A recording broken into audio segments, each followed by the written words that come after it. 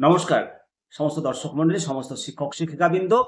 TET for in service teachers সাম্প্রতিক ঐতিহাসিক রায়, মাননীয় সুপ্রিম কোর্টের ঐতিহাসিক রায় সমস্ত কর্মরত শিক্ষকদের টেট পাস বাধ্যতামূলক করেছে।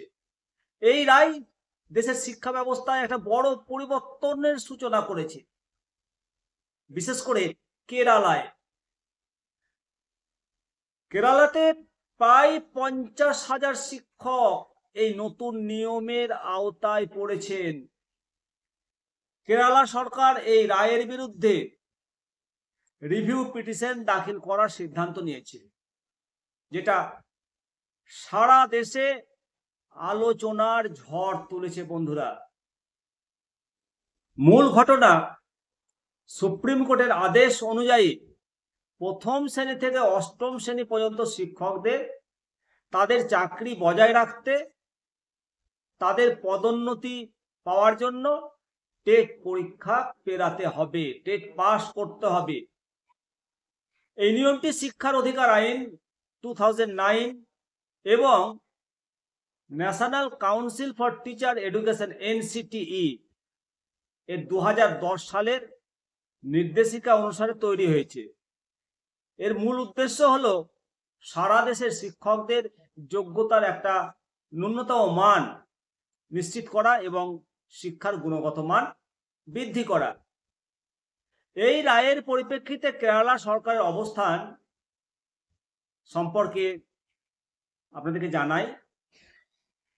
কেরালার মাননীয় শিক্ষামন্ত্রী ভি শিবানকুট্টি উনি জানিয়েছেন যে রাজ্য সরকার এই রায়কে চ্যালেঞ্জ জানাবে। মাননীয় সুপ্রিম কোর্টের এই রায়কে কেরালা রাজ্য সরকার এই রায়কে চ্যালেঞ্জ জানাবে। তাদের মতে পূর্ববর্তী প্রভাব থেকে এই নিয়ম কার্যকর করা শিক্ষকদের প্রতি অবিচার করা হয়েছে। এটা রেট্রোস্পেক্টিভলি এর মধ্যে পড়ে।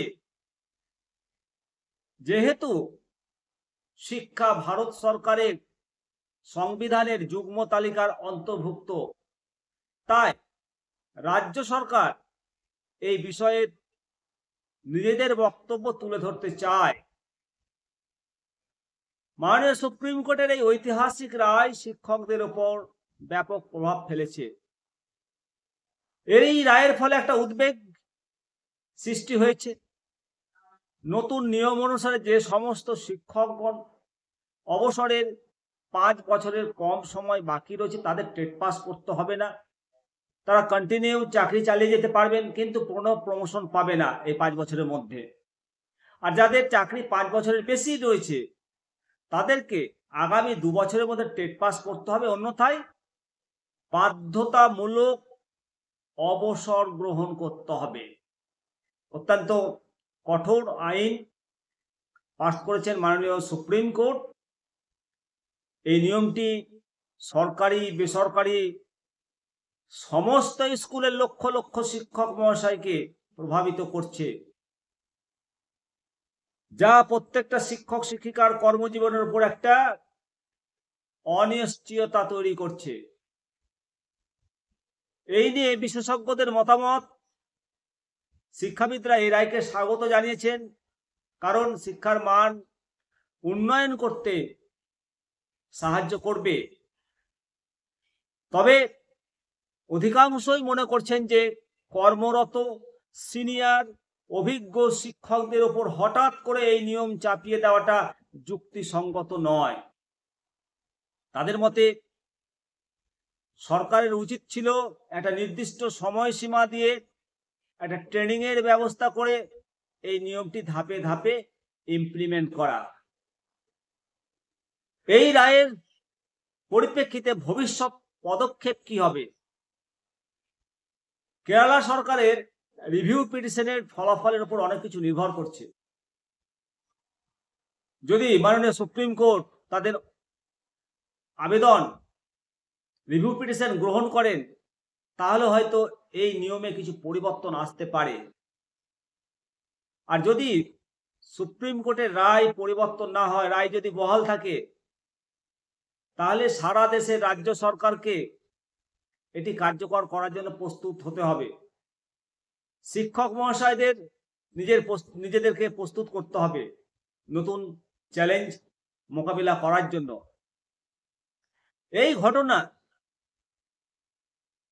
প্রমাণ করছে যে ভারতের শিক্ষা ব্যবস্থায় একটা যুগান্তকারী পরিবর্তন আসছে। শিক্ষকদের ক্রমাগত নিজেদের আপডেট রাখাটা কতটা জরুরি, সেটা এই রায় প্রমাণ করছে। একই সঙ্গে এই প্রশ্ন উঠছে যে রূপা 2009 এই আইন জন্মের আগে যে সমস্ত শিক্ষকগণ নিযুক্ত হয়েছে, তাদেরকে কেন এই আইনের মধ্যে ফেলা হলো, এটা অজানা। ভালো থাকবেন। অবশ্যই চ্যানেল সেকশনে কমেন্ট অবশ্যই করবেন। প্রত্যেকের মতামত বিনিময় করা দরকার, কারণ আপনার আমার প্রত্যেকেরই পেশাগত জীবিকাগত এই সমস্যা সঠিক মোকাবেলা হোক, এটা আমরা প্রত্যেকেই চাই। এবং রাজ্য সরকারও আশা করি সঠিক পদক্ষেপ গ্রহণ করবেন এবং শিক্ষকদেরকে অনিশ্চয়তার হাত থেকে রক্ষা করবেন। অবশ্যই পরবর্তী প্রতিবেদন নিয়ে আসব। আপনারা পরবর্তী প্রতিবেদন আপডেট পাওয়ার জন্য চ্যানেলটাকে সাবস্ক্রাইব করে রাখবেন। ভালো থাকবেন। জয় হিন্দ, জয় ভারত।